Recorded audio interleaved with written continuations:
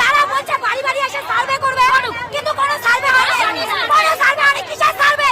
যার বাড়িতে তিনতলা বাড়ি আছে, গাড়ি আছে, সে কিভাবে টাকা পাইছে? সে কিভাবে টাকা পাইছে? তারা কিভাবে ওরা সার্ভে করছে? ওরা চেয়ারে বসে বসে এসি হাওয়া খায় খায় সার্ভে করছে। আমরা বিরুদ্ধে মধ্যে দাঁড়িয়ে আছি, আমরা বিরুদ্ধে মধ্যে দাঁড়িয়ে আছি। বাড়ি বাড়ি গিয়ে সার্ভে হয়নি,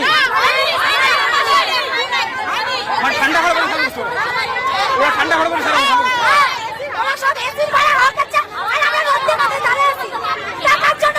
কেন সরকার বললো আমাদের টাকা দিবে? কেন বলছে? এখন কেন আমাদের রোদে মধ্যে দাঁড়িয়ে রাখছে? কেন আমরা সাধারণ মানুষ এত হ্যারাসমেন্ট হবো? কেন আমরা সাধারণ মানুষ হ্যাঁ? আমাদের সময়ের দাম নাই, আমাদের সময়ের দাম নাই, সরকারের সময়ের দাম আছে, আমাদের সময়ের দাম নাই। আমাদের বাড়িতে আমার শ্বশুর ক্যান্সারের পেশেন্ট, আমাদের শ্বশুর আমার শ্বশুর ক্যান্সারের পেশেন্ট, আমার বাড়িতে টাকা দেয়নি। আমার শ্বশুরকে ক্যান্সারের ট্রিটমেন্ট করতে করতে আমাদের অবস্থা শেষ। মহিলা মোর্চার কোনো নেত্রী গেছে আপনাদের বাড়িতে?